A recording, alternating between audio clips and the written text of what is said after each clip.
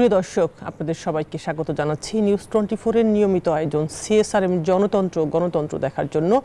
আজকের পর্বে আমি শাহনাজ বিশ্বাস আছি আপনাদের সাথে। আমরা প্রতিদিনকার মতো আজকেও দিনের গুরুত্বপূর্ণ তিনটি বিষয়ে আলোচনা করার জন্য আজকে চেষ্টা করব। আমাদের প্রথম বিষয় আলোচনা করার জন্য নির্ধারণ করা হয়েছে সেন্ট মার্টিনে কি হচ্ছে। দর্শক, আপনারা জানেন গত 5 জুন এই ঘটনাটা ঘটেছে যে সেন্ট মার্টিনের অভ্যন্তরীণ সরকারি বাহিনী এবং আরাকান আর্মির মধ্যে যে সংঘাত শুরু হয়েছে সেটার আগের মতোই ফের আবার সেটা কক্সবাজারের এলাকা সেন্ট মার্টিন টেকনাফ তাদের সেখানে সেটা সংঘাতের রেশ এসে পড়ছে। সেখানে গুলি আসছে, যেটা গত 5 জুন থেকে শুরু হয়ে চলছে এখনো পর্যন্ত। এর আগেও এমনটা ঘটেছিল এবং তখন দেখেছি সরকারি বাহিনী বাংলাদেশে সেই নাফ নদী দিয়ে বাংলাদেশে পার হয়ে চলে আসছে, তাদেরকে আবার ফেরতও পাঠানো হয়েছিল। আবার একই ঘটনা শুরু হলো। এই বিষয়টা নিয়ে আমরা আজকে আলোচনা করার চেষ্টাই করব, বিশ্লেষণ করার চেষ্টা করব। আমাদের সাথে এটা বিশ্লেষণ করার জন্য আমাদের সাথে জুমে একজন অতিথি যুক্ত থাকবেন। তার নামটা বলেই দিচ্ছি, কমোডোর অবসরপ্রাপ্ত মোহাম্মদ নুরুল আফসার, কক্সবাজার উন্নয়ন কর্তৃপক্ষের চেয়ারম্যান ও নিরাপত্তা বিশ্লেষক। তিনি এই বিষয়ে আমাদের সাথে আলোচনা করবেন জুমে। আমাদের দ্বিতীয় বিষয়ে আলোচনা করার জন্য আমরা আজকে নির্ধারণ করেছি, আজকে 15 জুন ছিল প্রবীণ নির্যাতন সচেতনতা দিবস। এই বিষয়টি আসলে খুবই মানবিক, এই বিষয় নিয়েও আমরা আলোচনা করব। আমাদের সাথে একজন অতিথি থাকবেন। আমাদের সবশেষ বিষয় আলোচনা করার জন্য রয়েছে কি ঘটছে বিএনপিতে। আমরা জানি বিএনপি কমিটি ভেঙে দিয়েছে তাদের, ঢাকা সহ আরও 2টি জেলার। সামনের দিনগুলোতে আসলে এই কমিটি শুধুমাত্র জেলা কমিটি নাকি আসলে স্থানীয় কমিটি নতুন করে পুনর্গঠন করা হচ্ছে, এই বিষয়টা নিয়ে কিছুটা আলোচনা করার আমরা চেষ্টা করব। তাও একজন অতিথি থাকবেন জুমে। আর পুরোটা সময় জুড়ে আমাদের সাথে স্টুডিওতে একজন অতিথি রয়েছেন, তার সাথে পরিচয় করে দিচ্ছি। মেজর জেনারেল অবসরপ্রাপ্ত মোহাম্মদ আলী শিকদার, রাজনীতি ও নিরাপত্তা বিশ্লেষক। আপনাকে অসংখ্য ধন্যবাদ, স্বাগত জানাচ্ছি আমাদের অনুষ্ঠানে। ধন্যবাদ। আপনাকে দিয়ে শুরু করছি মোহাম্মদ আলী শিকদার, জনাব মোহাম্মদ আলী শিকদার। আসলে কি হচ্ছে সেন্ট মার্টিনে? আপনি তো নিশ্চয়ই, আপনি নিরাপত্তা বিশ্লেষক, রাজনৈতিক বিশ্লেষক, আপনি এটা নিশ্চয়ই ফলো করছেন। এটা ঠিক এখন থেকে 1-1.5 মাস আগে একই রকম ঘটনা ঘটেছিল মিয়ানমারে, তাদের এই অভ্যন্তরীণ যে দ্বন্দ্ব রাজনৈতিক সরকারি বাহিনী এবং আরাকান আর্মির সাথে, সেটার যেমনটা জের বাংলাদেশে পড়েছে এবং তারপরে দেখেছি যে সরকারি বাহিনীর লোকজন আমাদের দেশে চলে এসছে, সেগুলোকে আবার পাঠানো হয়েছে সরকারিভাবে। ফের ঘটনাটা আবার শুরু হলো এবং আমাদের সেন্ট মার্টিন এবং টেকনাফ সে এলাকার মানুষজনের ভিতর খুব স্বাভাবিক এত গুলির শব্দ, তারা আতঙ্কে আছে এবং গুলি এসে লেগেছে ট্রলারে যখন পার হচ্ছিল এবং গত 10 দিন থেকে এজন্য টেকনাফ এবং সেন্ট মার্টিনের যোগাযোগ বিচ্ছিন্ন। এটা একটা অন্যরকম খবর নিশ্চয়ই, এবং আজকে থেকে হয়তো খাবার যাচ্ছে। আসলে কি হচ্ছে সেন্ট মার্টিনে? মানে মিয়ানমারের যে অভ্যন্তরীণ রাজনৈতিক দ্বন্দ্ব, এটার জের বারবার কেন বাংলাদেশকে পোহাতে হচ্ছে, বাংলাদেশে এসে গুলি লাগছে? আপনার বিশ্লেষণ কি? দেখেন, আন্তর্জাতিক যে সম্পর্কের বিষয়ে একটা কথা আছে যে আপনি অনেক কিছু করা যায় প্রতিবেশী রাষ্ট্রের সাথে, কিন্তু প্রতিবেশী রাষ্ট্রকে পরিবর্তন করা যায় না। তো প্রতিবেশী মিয়ানমার আমাদের প্রতিবেশী থাকবে, কিন্তু মিয়ানমারের যে ইতিহাস অত্যন্ত, যে তাদের যে অভ্যন্তরীণ যে রাজনৈতিক ইতিহাস, সেটা মিয়ানমারের একেবারে অভ্যন্তরীণ বিষয় হলো এটার জের কিন্তু আমরা দেখে আসছি সেই 1979 সাল থেকে বাংলাদেশের উপর এসে এই বাংলাদেশের জন্য ভোগান্তির সৃষ্টি করছেন, বাংলাদেশের জন্য বহু রকমের সমস্যার সৃষ্টি করছেন। তো এটি এখন এই পর্যায়ে এসে এখন এই মিয়ানমার সেনাবাহিনী এবং রাখাইন আর্মি যে সশস্ত্র বিদ্রোহী গোষ্ঠী আছে তাদের মধ্যে যে গৃহযুদ্ধটি চলছে, সেটা তো আমাদের একেবারে সীমান্ত ঘেঁষে। তো সীমান্ত ঘেঁষে দুটি বাহিনী যখন যুদ্ধে রত হয়, তখন কিন্তু দুই বাহিনী যখন পরস্পরের দিকে যুদ্ধের গোলা নিক্ষেপ করেন বিভিন্ন ধরনের, তো দুই পক্ষের কাছেই কিন্তু দূরপাল্লার আপনার অস্ত্র রয়েছে। অর্থাৎ একটা অস্ত্র যারা ব্যবহার করছে, সেই অস্ত্র যখন তারা ফায়ার করছেন, সেটা প্রায় 2000 মিটার 3000 মিটার, অর্থাৎ 2-3 কিলোমিটার 4 কিলোমিটার 5 কিলোমিটার পর্যন্ত তার দূরত্ব আমরা বলি। তো সেখানে থেকে ফায়ার করলে সেটা এসে আমরা কিন্তু বাংলাদেশের মধ্যে আসে পড়াটা অস্বাভাবিক নয়, এবং সেই ঘটনা বিগত সময়ে ঘটেছে। আমাদের দেশের মানুষ আহত হয়েছে, মানুষ শঙ্কা আতঙ্কিত হয়ে সীমান্ত ছেড়ে দেশের ভিতরে চলে আসছে। তো এই বিষয়টি কিন্তু ক্রমশই বাংলাদেশের জন্য একটা অস্বস্তিকর পরিস্থিতি সৃষ্টি করছে। কিন্তু এখানে কিন্তু বাংলাদেশ শেষ সাথে মিয়ানমার বলেন বা রাখাইন আর্মি, এদের সাথে বাংলাদেশের কোনো সংঘর্ষ নেই। সুতরাং এটা বাংলাদেশের বিষয়টি এসে আমাদের অস্বস্তি পরিস্থিতির সৃষ্টি করছে। সেখানে এখন আমাদের যেটা করণীয় সেটা আমাদের ভাবা দরকার। সেটা হলো ভাবা দরকার যে আমাদের মানুষের জননিরাপত্তাটা কীভাবে নিশ্চিত করতে পারি। এখন সর্বশেষ যে বিষয়টি আপনি বললেন এবং আমরাও পত্রিকা দেখেছি, সেটি হলো যে সেন্ট মার্টিন আমাদের একটা দ্বীপ, সেখানে যোগাযোগ ব্যবস্থার আপনার নৌপথ অর্থাৎ সমুদ্রপথ ছাড়া আর কোনো পথ নেই। তো এখন এই সেন্ট মার্টিনের পাশে যে নাপ নদী এবং তার পাশে যে মিয়ানমারের যে সীমান্ত, সেখানে যুদ্ধ চলছে।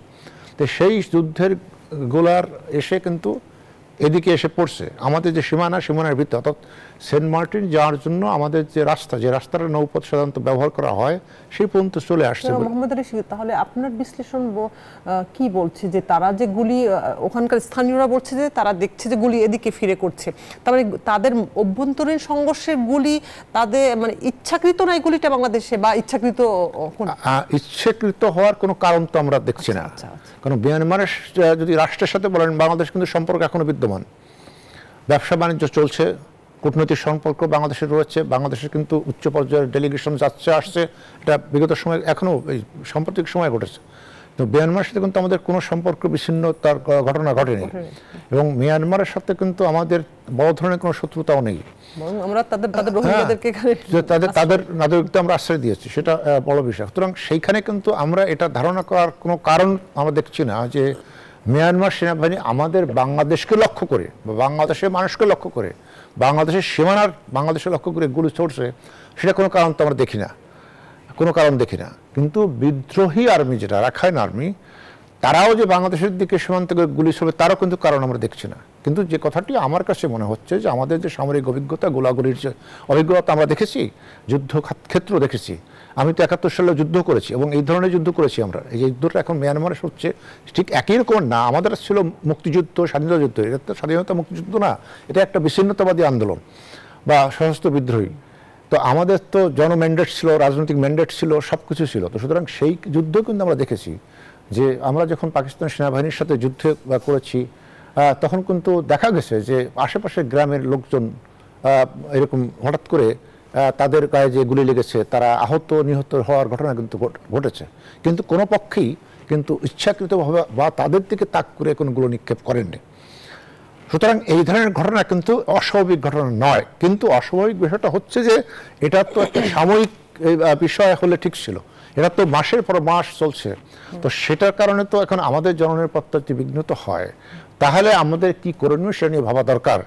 সেখানে আমাদের এখন যেটা সাম্প্রতিক সময়, একেবারে কাল পরশুর কথা নয়, যেটা আপনি বলছেন যে সেন্ট মার্টিন আমাদের যে নৌপথটা আছে এটা অনিরাপদ হয়ে যাচ্ছে, তাহলে আমাদের অল্টারনেটিভ কি, ব্যবস্থার কি, সেটি আমাদের ভাবা উচিত। এবং সেটা ভাবতে হলে ওখানে যারা আমাদের কর্তৃপক্ষ আছেন এবং আমাদের কোস্ট গার্ড যারা রয়েছেন বিশেষ করে, বা নৌবাহিনীর যারা দায়িত্বপ্রাপ্ত রয়েছেন, তারা কিন্তু সুনির্দিষ্ট বলতে পারেন যে এটার অল্টারনেটিভ কোনো রুট বা ব্যবস্থা আছে কিনা। কারণ আজকে যে খবরে দেখলাম সেটা একটু উদ্বেগজনক, যে ওখানে নাকি সেন্ট মার্টিনে যারা বসবাস করছেন তাদের তো সমস্ত রসদ আদি খাদ্যদ্রব্য যত কিছু সবকিছু এই মেইন ল্যান্ড থেকে যায়। তো সেটা যদি বন্ধ হয়ে যায় তখন সেখানে লোকজন তো একটা নির্ধারণ অবস্থা সৃষ্টি হয়ে যাবে। তো সে কারণে সেটি সাপ্লাই সিস্টেমটা চালু রাখার জন্য কি করণীয় সেটি বের করা উচিত এবং সেটি অব্যাহত রাখা দরকার। আবার একইভাবে মিয়ানমারের সাথে যেহেতু আমাদের কূটনৈতিক সম্পর্ক রয়েছে, এই বিষয়টি মিয়ানমারের সঙ্গে আমাদের কূটনৈতিকভাবে অত্যন্ত শক্তিশালীভাবে উত্থাপন করা দরকার যে আমরা অনিরাপত্তার মধ্যে আছি, সুতরাং তাদের কি করণীয় সেটি তাদের কাছে জোরালোভাবে উত্থাপন করা। খুবই চমৎকার বলেছেন জনাব মোহাম্মদ আলী শিকদার। আমি যাচ্ছি একটু জনাব কমোডোর অবসরপ্রাপ্ত মোহাম্মদ নুরুল আফসার, কক্সবাজার উন্নয়ন কর্তৃপক্ষের চেয়ারম্যান ও নিরাপত্তা বিশ্লেষক। আপনি শুনতে পাচ্ছেন নিশ্চয়ই আমাকে। আপনি শুনছিলেন জনাব মোহাম্মদ আলী শিকদার বলছিলেন যে আসলে এখনকার করণীয়টা কি। আপনার কাছে প্রশ্ন তো একই রকম একটা আছে, পাশাপাশি একটা প্রশ্ন করছে যে সেন্ট মার্টিনে মিয়ানমারের গোলাগুলি প্রয়োজনীয় জবাব দেওয়া হবে, এই কথা আজকে বলেছেন আওয়ামী লীগের সাধারণ সম্পাদক ওবায়দুল কাদের। মানে জবাব দেওয়ারটা কিভাবে দেয়া যায় এবং আসলে এই ধরনের ঘটনায় কি করতে পারে অন্য রাষ্ট্র? যিনি বলছিলেন মোহাম্মদ আলী শিকদার যে মিয়ানমার সরকারের সাথে যোগাযোগ করা, অন্য রুট ব্যবহার করা, যেহেতু ওই রুটটা টেকনাফ এবং সেন্ট মার্টিনের রুটটা অনিরাপদ হয়ে গিয়েছে। আপনার বিশ্লেষণ কি বলে? সুপ্রিয় দর্শক মন্ডলী, আসসালামু আলাইকুম, এবং আমি চ্যানেল নিউজ 24 কে ধন্যবাদ জানাই আমাকে ইনভাইট করার জন্য। তো আমি আপনার কোশ্চেনের উত্তরটা দিব, তার আগে জাস্ট কিছুটা আমি একটু প্রিলিউড দিতে যাচ্ছি। এখন মিয়ানমার আর্মি একটা ক্রান্তিকাল অতিক্রম করছে। ফেব্রুয়ারি 2021 কুর পর থেকে প্রায় 4 বছর হয়ে গেল সিভিল ওয়ারটা চলছে। তো প্রথম দিকে 23টা রেবেল গ্রুপ ছিল, আর তার সাথে জয়েন হয়েছে পিপলস ডিফেন্স ফোর্স, যেখানে প্রায় 65,000। তো এখন কিন্তু মোটামুটি মিয়ানমার জান্তা, মিয়ানমারের ভিতরে অনেক জায়গা মানে they have lost their foothold. For example, নভেম্বরে তারা শান স্টেট, যেটা চায়নার পাশে ছিল, সেখানে হেরেছে। এরপরে মনে করেন পরবর্তীতে আপনার এপ্রিলে তারা মিয়ানমার থাইল্যান্ডের বর্ডারে যেটা ছিল সেখানে তাদের কারেন্টরা কিন্তু তাদেরকে হারাই দিয়েছে। এবং রিসেন্টলি মে এবং জুনের মধ্যে এখন লেটেস্ট যেটা চলতেছে, এখন আপনার আরকান রাখাইন স্টেটের মধ্যে মোটামুটি মোর দেন 50% কিন্তু আরকান আর্মি টেক ওভার করে ফেলছে। তো এখন একটা ভীষণ রকমের একটা কনফ্লিক্ট চলতেছে, ভেরি ইন্টেন্সিভ। তো এখানে মিয়ানমার ফোর্স তারা নেভি ইউজ করতেছে ফর নেভাল গানফায়ার সাপোর্ট। নেভাল গানফায়ার সাপোর্টের জন্য তারা তাদের আর্মিকে সাপোর্ট দেওয়ার জন্য নেভি ইউজ করছে। তো যার জন্যই কিন্তু এই যে কোলাটারাল এফেক্ট হিসেবে কিন্তু আমরা এই শব্দটা আমরা দেখতে পাচ্ছি। তো এর সাথে আরেকটা জিনিস দেখতে হবে, আজকে ইরাবর্দী ওয়েবসাইট, যেটা দি ইরাবর্দী, ওদের জাস্ট 2-3 ঘন্টা আগের যে আপডেট, সেটা হলো জাস্ট কিছুক্ষণ আগেই কিন্তু 4টা মিয়ানমার জান্তার 4টা ক্যাম্প টেক ওভার মানে ওভাররান করছে এবং তারা দখল করে নিয়েছে। তো মিয়ানমার, আমার যেটা মানে যে আপনার রাখাইন স্টেটের মধ্যে এই কনফ্লিক্ট আরো ইন্টেন্সিফাই করবে। বাট শিকদার স্যার যেটা বলছিলেন, আমি ফুললি অ্যাগ্রি করি যে রাখাইন মনে করেন যে মিয়ানমার জান্তা আর মনে করেন আরকান আর্মি কেউই আমাদের শত্রু না। এটা তাদের মধ্যে একটা যে কনফ্লিক্ট চলতেছে, ওটারই একটা কোলাটারাল এফেক্ট হিসেবে কিন্তু এখানে হচ্ছে। তো আমাদের নেভি সদা প্রস্তুত, আমাদের coast guard is also very, মানে কোস্ট গার্ড, বিজিবি সবাই কিন্তু সবাই। আজকে আর্মি চিফও একটা অনুষ্ঠানে আমি শুনলাম, উনি বলছিলেন যে আমাদের ল এনফোর্সিং এজেন্সিস, আমাদের যারা ফ্রন্ট লাইনে আছে মনে করেন বিজিবি এবং কোস্ট গার্ড, তারা কিন্তু মোটামুটি এটা ফলো করতেছেন এবং সজাগ আছেন। আমাদের একেবারে নিরাশ হওয়ার কিছু নয়। আর একটা জিনিস এখানে বুঝতে হবে যে এখানে আমি জাস্ট ক্রাইসিস গ্রুপ ইন্টারন্যাশনাল একটা গ্রুপ, যারা একটা থিঙ্ক ট্যাঙ্ক, তাদের একজন এক্সপার্ট রিচার্ড, উনি বলছিলেন যে এখানে যে মনে করেন যে আমাদের নেইবারিং যে কান্ট্রিগুলো আছে, এশিয়ার যে পাওয়ার, তাদের কিন্তু ইন্টারেস্ট আছে, যেমন কালাদান প্রজেক্ট, আবার চাইনিজদের মনে করেন পাইপলাইন। তো বাট সামহাউ তারা উনার যে ভাষ্যটা, উনি বলছিলেন যে self serving interest and cynical diplomacy, এটার জন্য কিন্তু তারা এখানে তেমন একটা সলিউশন মানে করতে চাচ্ছেন না। মিয়ানমার জান্তার সাথেও করতেছে না, আবার দেখা যাচ্ছে অন্যান্য দেশগুলা আর মানে তাদের ওয়ারিং ফ্যাকশনের সাথে করতেছে। তো এখানে আসলে মিয়ানমার, আবার এখন প্রশ্ন আসে, মিয়ানমার কি তাহলে একেবারে ডিসইন্টিগ্রেট হয়ে যাবে?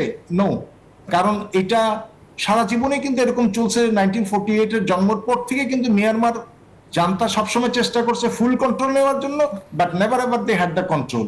বাট এখন সেই ফ্র্যাগমেন্টেশনটা বেড়ে গেছে, কারণ এখানে একটা জিওপলিটিক্যাল ইকুয়েশনটাও মনে করেন যে revolving around Indo Pacific strategy, revolving around মানে আপনার বেল্ট অ্যান্ড রোড ইনিশিয়েটিভ চলে আসছে, যার জন্য এটা আরো কমপ্লিকেটেড হয়ে গেছে। অন ওয়ান সাইড অসংখ্য ধন্যবাদ জনাব কমোডর অবসর মোহাম্মদ নুরুল আফসার, আপনাকে যুক্ত থাকার জন্য কৃতজ্ঞতা জানাচ্ছি।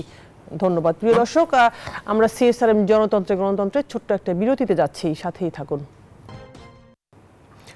দর্শক, আবারও স্বাগত জানাচ্ছি সিএসআরএম গণতন্ত্র দেখার জন্য। আমরা এই পর্বে আলোচনা করতে চাই, প্রবীণ নির্যাতন সচেতনতা দিবস ছিল 15 জুন সারা বিশ্বে, এটা বিষয়টা আজ বিশ্ব প্রবীণ নির্যাতন সচেতনতা দিবস।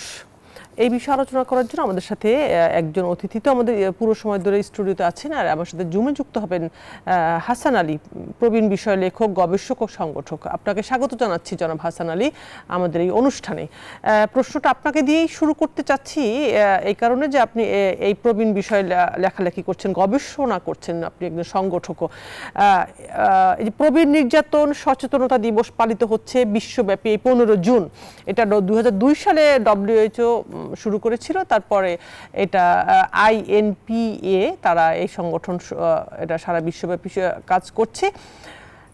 প্রশ্নটা হলো জনাব হাসান আলী আপনার কাছে, এই যে প্রবীণ নির্যাতন সচেতনতা দিবস করতে হচ্ছে বিশ্বব্যাপী, এটা আপনি কিভাবে দেখছেন আসলে? এবং আমাদের এখন যে গড় আয়ু, সেই গড় আয়ু বাড়ছে, আমাদের দেশে বাড়ছে, বিশ্বেও বাড়ছে, এই গবেষণা তাই বলছে। এবং আমাদের একটি হিসাব আছে যে দেশে বর্তমানে 8% মতো প্রবীণ লোক আছে, যারা সংখ্যায় প্রায় 1.5 কোটি। 35 সালে এটা দাঁড়াবে 12% কাছাকাছি, 50 সালে 20% কাছাকাছি। কিন্তু প্রবীণদেরকে যে নির্যাতন করার বিষয়টা পরিবার থেকেই তো হয়, এটা প্রথম পরিবার, তারপরে সমাজ আসে। কেন এই বিষয়গুলো ঘটে? আপনার গবেষণা, আপনার বিশ্লেষণ, আপনার পর্যবেক্ষণ কি বলে? এর কি মানে মানুষের কোন মানসিকতা হলে এই ধরনের বিষয়গুলো ঘটে প্রবীণদের সাথে পরিবার থেকে, তারপরে এটা আবার সচেতনতা দিবসও পালন করতে হচ্ছে? অনেক ধন্যবাদ। জাতিসংঘের এবারের প্রতিপাদ্য হলো ধর্ম বর্ণ নির্বিশেষে মর্যাদা, নিরাপত্তা, সুখ সমৃদ্ধির অগ্রাধিকার হলো এবারের প্রতিপাদ্য। এই দিবসটা সারা পৃথিবীতে এখন পালিত হচ্ছে। এখন বাংলাদেশের বিষয়টা যদি আমরা দেখি, পৃথিবীর দিকেও যদি তাকাই, তাহলে আমরা অনেক কিছু দেখতে পাব। সেটা হলো প্রবীণরা উন্নত দেশে কি অনুন্নত দেশে কি গরিব ধনী সমস্ত ক্ষেত্রে প্রবীণরা অবহেলা, নির্যাতন, নিপীড়নের শিকার। আমরা অতিমারির দিকে যদি তাকাই, যখন করোনা হলো তখন উন্নত দেশগুলিতে এই ওল্ড হোমগুলিতে বেঘরে প্রাণ হারিয়েছে প্রবীণ মানুষ। যাদের আইসিইউ দরকার ছিল, অক্সিজেন দরকার ছিল, অনেক ইয়াং লোকের বাঁচানোর কথা বলে প্রবীণদেরকে মৃত্যুর মুখে ঠেলে দেওয়া হয়েছে। আমি এই জিনিসটা হলো যে সারা দুনিয়া ব্যাপী মানে প্রবীণদের যে এখন যে গড় আয়ু বৃদ্ধির কারণে আপনার আত্মহত্যার রেটও আছে। আপনি জাপানের দিকে যদি তাকান, তাদের সব আছে, তারপরও তারা নিঃসঙ্গতায় ভোগে, তাদেরকেও নানা রকমের নিপীড়নের শিকার হয়, তারাও শেষ পর্যন্ত আত্মহত্যা করে। বাংলাদেশের যদি দিকে আপনাকে একটু বলি যে বাংলাদেশে কিন্তু এখন 2 কোটির মতো প্রবীণ সর্বশেষ অবস্থান, এবং 11.66% মানুষ, বলতে গেলে প্রায় 12% মানুষ প্রবীণ। কত বছর বয়স থেকে প্রবীণ ধরা হয় জনাব হাসান আলী? কত বছর বয়স থেকে প্রবীণ ধরা হয়? 60। এটা বাংলাদেশ এবং বাংলাদেশের মতো উন্নয়নশীল দেশে 60, উন্নত দেশে 65। আমাদের যে প্রবীণ নীতিমালা আছে 2013 প্রবীণ নীতিমালা অনুযায়ী 2000 মানে 60 বছর অধিক বয়সীরা প্রবীণ হবে, সেই হিসাব আছে আমার কাছে। আমি এখন আসতেছি আমাদের প্রবীণরা কিভাবে নির্যাতিত হয় সেই বিষয়টা একটুখানি বলতে চাই। যে আমাদের দেশে আমাদের প্রবীণরা নির্যাতিত হয় কয়েক রকমের।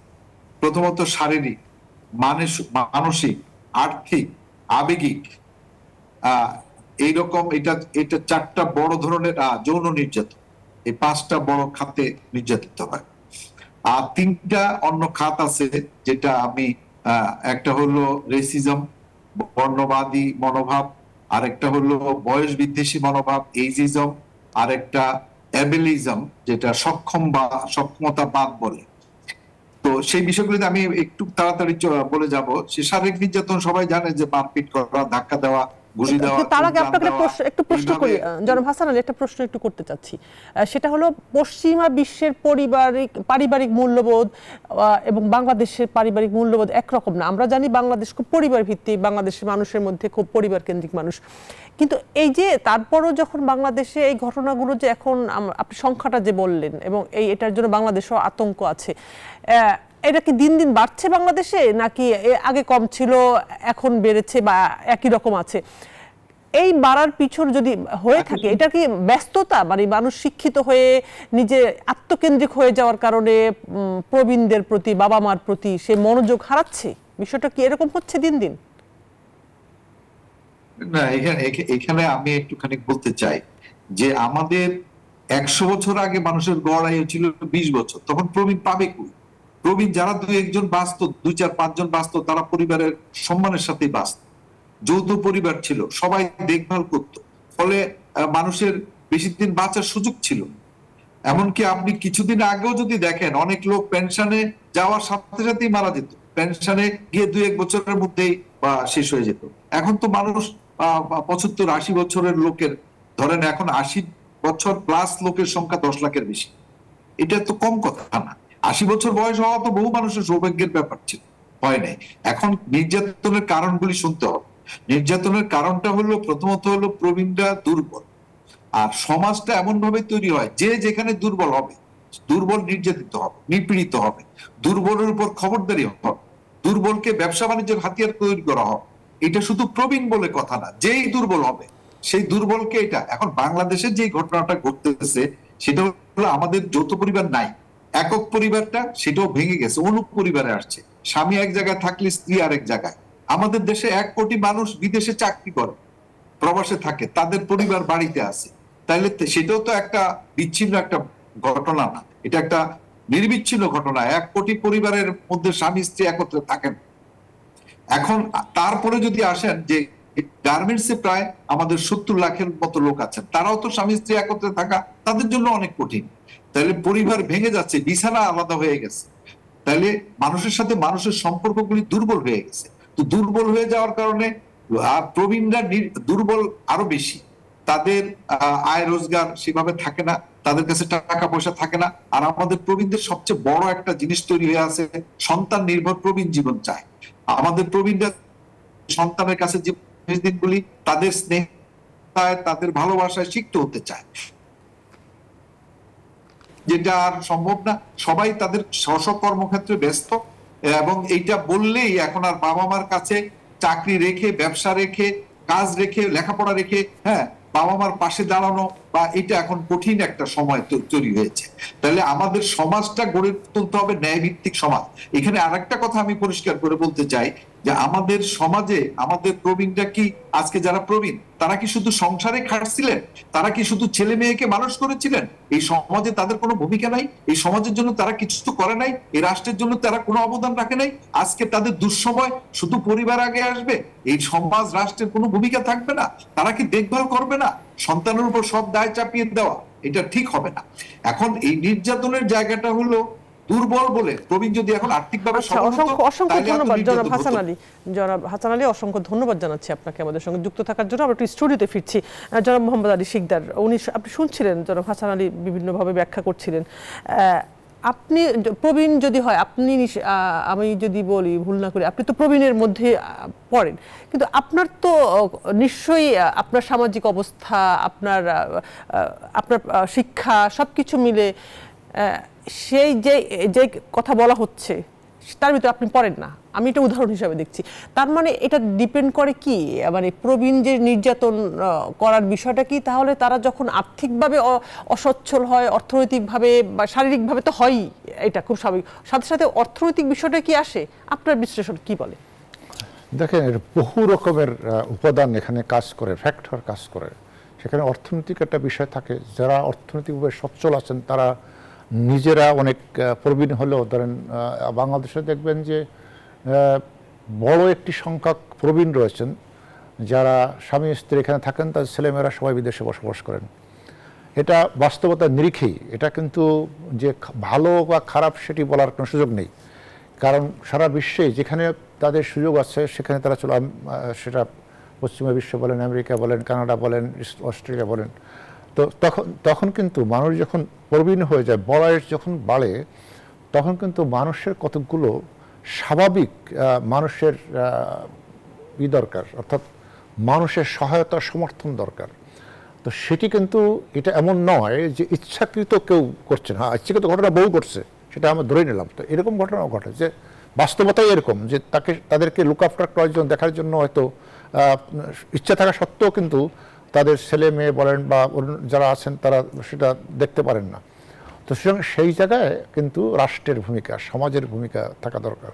একজন মানুষ প্রবীণ হলে তার সবচেয়ে বড় প্রয়োজনটা কি?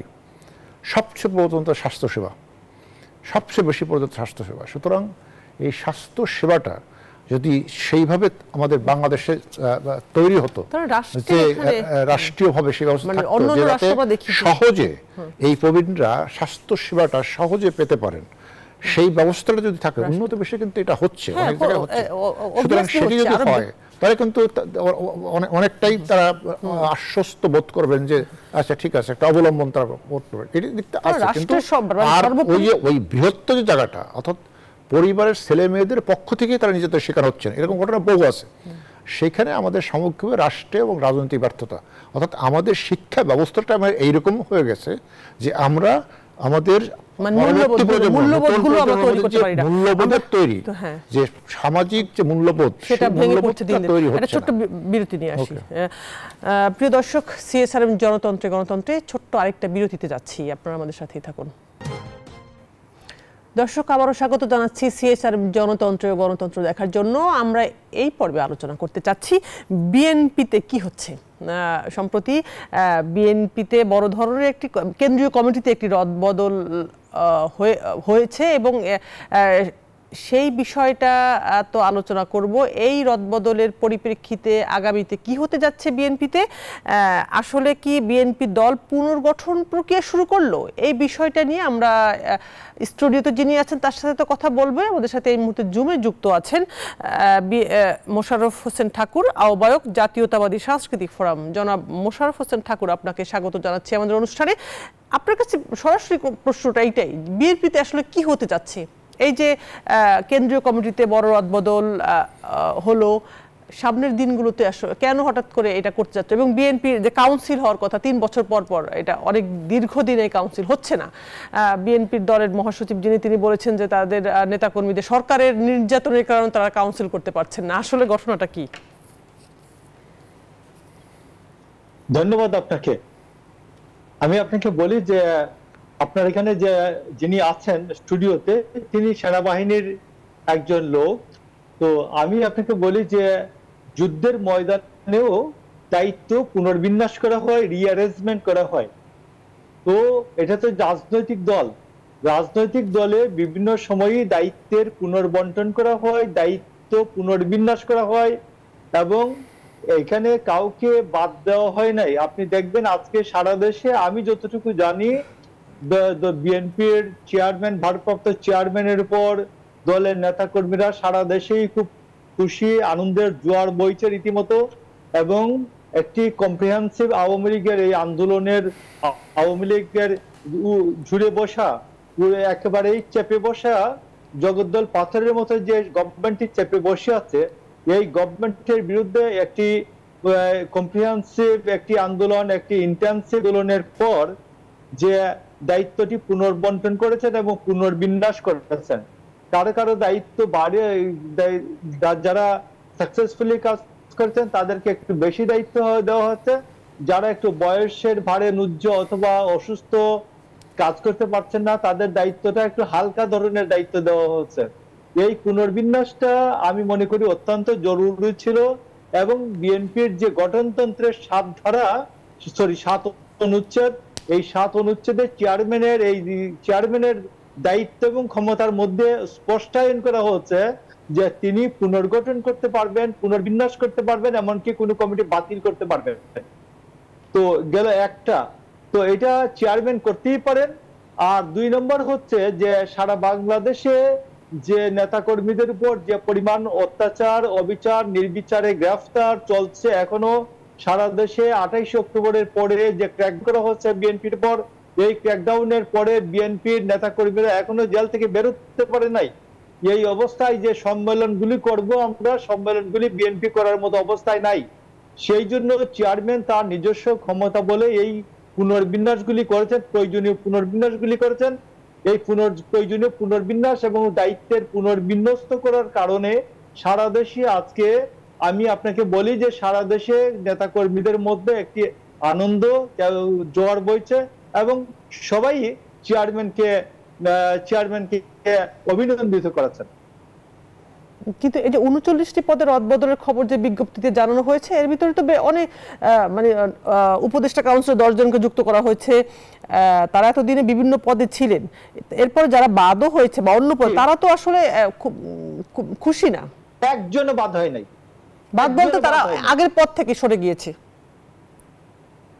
হ্যাঁ, আমি একে বলি যে যেমন ধরেন একজন, আমি আপনাকে বলি আমাদের সাংগঠনিক সম্পাদক রুহুল কুদ্দুস তালুকদার দুলু, তিনি দীর্ঘদিন ধরে অসুস্থ আছেন এবং তিনি নিজে জানিয়েছেন চেয়ারম্যানকে যে তাকে এই যে সারাক্ষণ যে মুভ করার যে দায়িত্বটি, এই দায়িত্বটি থেকে অন্য ঘরে বসে ডেস্কে কাজ করা বা চেয়ারম্যানের সাথে যোগাযোগ করে যে সিদ্ধান্তমূলক কাজগুলি আছে এই কাজগুলি দেওয়া হয়, তিনি জানিয়েছেন। আসাদুজ্জামান রিপন, তিনি বিশেষ সম্পাদক ছিলেন, তাকে ভাইস চেয়ারম্যান করা হয়েছে। তারপর অন্যান্য যারা আছেন, যুগ্ম মহাসচিব অনেকে অসুস্থ, তারা উপদেষ্টা পরিষদের সদস্য হয়েছেন এবং বিএনপির উপদেষ্টা পরিষদের সদস্য, তারা ভাইস চেয়ারম্যানের অনুরূপ ভাইস চেয়ারম্যান সমমর্যাদার ব্যক্তি তারা। আর যেমন ধরেন কয়েকজন সাংগঠনিক সম্পাদককে যুগ্ম মহাসচিব করা হচ্ছে, প্রমোশন দেওয়া হচ্ছে, ইমরান সালে প্রিন্স। এবং আমি আপনাকে বলি হবিগঞ্জে, আমার হবিগঞ্জ মোবাইল বিষয়ক সম্পাদক যিনি জিকে গৌস, তিনি, তাকে বিভাগীয় সাংগঠনিক সম্পাদকের দায়িত্ব দেওয়া হচ্ছে। আমি তো আজকে জানি সারাদিন হবিগঞ্জের গৌসকে সারাদিন নেতা কর্মীরা ফুল দিয়ে অভিনন্দিত করেছে এবং যিনি সাংগঠনিক সম্পাদক থেকে উপদেষ্টা হয়েছেন তিনিও অখুশি নন, তাকেও আজকে নেতা কর্মীরা অভিনন্দিত করেছেন। অসংখ্য ধন্যবাদ জানাচ্ছি জনাব মোশাররফ হোসেন ঠাকুর আমাদের সঙ্গে যুক্ত থাকার জন্য। আমি স্টুডিওতে ফিরছি মেজর জেনারেল অবসরপ্রাপ্ত মোহাম্মদ আলী শিকদার। এই যে যা বললেন মোশাররফ হোসেন ঠাকুর, যে ওনারা মানে সরকারের নির্যাতনের জন্য তারা কাউন্সিল করতে পারে না, 3 বছর পর পর তাদের বিএনপির গঠনতন্ত্র অনুযায়ী কাউন্সিল করার কথা, মানে দলের যদি সংগঠন যদি ঠিক থাকে তাহলে সরকারের কোথায় এখানে বাধা তাদের কাউন্সিল করার জন্য? সেটা না করে হঠাৎ করে মোটামুটি মধ্যরাতে একটা বিজ্ঞপ্তি দিল যে তারা বিলুপ্ত ঘোষণা করেছে ঢাকা, চট্টগ্রাম এবং বরিশালের। যেটা বিএনপি ভিতর থেকে বিএনপি নেতারা যা বলছেন সেটা তাদের বিষয় বলতেই পারেন, বাট আমরা যখন একটা রাজনৈতিক দলকে বাইরে থেকে দেখি ও বিচার বিশ্লেষণ করি তখন কিন্তু একটা বৃহত্তর দৃষ্টিতে দেখি। এবং বাংলাদেশে বিএনপি একটা বড় রাজনৈতিক দল, দীর্ঘদিন রাষ্ট্র ক্ষমতায় ছিল, সে রাষ্ট্র ক্ষমতায় থেকে তারা কি করেছে সেটাও আমরা দেখেছি, সেটা সবার নজরে আছে। সুতরাং সব কিছু মিলে এই 2014 সালের পর থেকে বিএনপি বড় বড় রাজনৈতিক সিদ্ধান্তে চরম ভুল করেছে, কিন্তু সেটা বিএনপি নেতারাই কিন্তু অনেক সময় পরোক্ষভাবে প্রকাশ্যে না হলেও স্বীকার করেন। সুতরাং সেই জায়গা থেকে কিন্তু আমরা বিএনপির সবচেয়ে যে বড় সংকটটি এখন সেটা হলো নেতৃত্বের সংকট। দেখেন ওনাদের যে ওনারা যেটা বলেন যে ওনাদের ভারপ্রাপ্ত চেয়ারম্যান, তিনি কিন্তু বাংলাদেশের আদালতের যে ভাষা বা আদালতের যে ঘোষণা, সে আদালতের ভাষা বা আদালতের দৃষ্টিতে তিনি একজন ফেরারি আসামি। তিনি এখন লন্ডনে আছেন, তিনি দেশে আসার সাহস পাচ্ছেন না। তো সুতরাং একটা রাজনৈতিক দলের নেতৃত্বের যদি দেশে আসার সাহস না পান, হ্যাঁ সরকার যারা থাকেন তাদের বিরুদ্ধে অনেক অভিযোগ থাকতে পারে, কিন্তু সারা পৃথিবীতে দেখেন আপনি রাজনৈতিক দল তারা সরকারের বিরুদ্ধে অভিযোগ করলেও তাদের নিজের সাংগঠনিক শক্তি, নিজের রাজনৈতিক কর্মসূচি, জনগণকে তাদের দলের সাথে সম্পৃক্ততার যে শক্তি, সেটা নিয়েই কিন্তু তারা ক্ষমতাসীন যে সরকার থাকে তাদের সাথে লড়াই কিন্তু টিকে থাকে। এবং এটাই রাজনীতি, এটাই রাজনীতি। বাংলাদেশের রাজনীতিতে ধরেন যে ঘটনা ঘটেছে, বিএনপি যে বলছেন নিপীড়ন নির্যাতন, সেটা হয়তো সত্য মিথ্যা থাকতে পারে। ঠাকুর কি আমাদের সাথে আছেন? কিন্তু আচ্ছা, ওনার সাথে একটা প্রশ্ন ওনাকে আমি করতাম যে আসলে মধ্যরাতে কমিটি বিলুপ্ত ব্যর্থতার খেসারত নাকি পুনর্গঠন? উনি আসলে আমাদের সাথে আর যুক্ত নেই। সেটা উনি ওনার কথা উনি দলের থেকে উনি তো বলতে পারবেন না যে এটা ব্যর্থতা, কিন্তু এটা যে সবচেয়ে বড় সংকট হলো যে ঘটনাগুলো ঘটছে এটা তো বিএনপির তারা স্বীকার করুক বা না করুক, আমরা তো বাইরে থেকে দেখছি এটা চরম একটা হতাশার বহিঃপ্রকাশ। আচ্ছা, আমি একটু ছোট্ট করে ওনার কাছে একটা একদম একটু যাচ্ছি জনাব মোশাররফ হোসেন ঠাকুর, আপনার কাছে আমি একটা ছোট্ট করে শেষ জানতে চাচ্ছি, আমাদের প্রোগ্রাম একদম শেষ পর্যায়ে। বিএনপির যে মধ্যরাতে কমিটি বিলুপ্ত ঘোষণা, এটা কি ব্যর্থতার খেসারত নাকি পুনর্গঠন, যদি ছোট করে বলেন এক কথায়? এটা আমি আপনাকে বলি, কথাটা খুব আপত্তিকর। আচ্ছা, এটা মধ্যরাতে দিব না মধ্য দুপুরে দিব, আমার যে সিদ্ধান্তটা আমি জানাবো, আমি প্রেসকে জানাবো, এটা মধ্যরাতে দিব না মধ্য দুপুরে দিব, এটা আমার একান্তই আমার পার্টির সিদ্ধান্তের ব্যাপার। আমার পার্টির সিদ্ধান্ত যদি আমার পার্টির একটা কালেক্টিভ ডিসিশন নিতে যদি দেরি হয়, আমি অসংখ্য ধন্যবাদ মোশাররফ হোসেন ঠাকুর। ডিসিশন নিতে যদি পরের দিন দুপুর হয়, আমি পরের দিন দুপুর বেলা জানাবো। আপনার প্রতি কৃতজ্ঞতা জানাচ্ছি, আপনি আবার একটা প্রশ্ন করার সুযোগ আমাকে দিয়েছিলেন, আপনি আবার যুক্ত হয়েছেন, অসংখ্য ধন্যবাদ। আপনি ভালো থাকবেন। মেজর জেনারেল অবসরপ্রাপ্ত মোহাম্মদ আলী শিকদার, আপনার কাছেও কৃতজ্ঞতা জানাচ্ছি, আপনি আমাদের সঙ্গে যুক্ত হয়েছেন। প্রিয় দর্শক, আজকের মতো শেষ করতে হচ্ছে CSRM জনতন্ত্র গণতন্ত্র। আপনারা সবাই ভালো থাকবেন, দেখা হবে আগামীকাল একই সময়।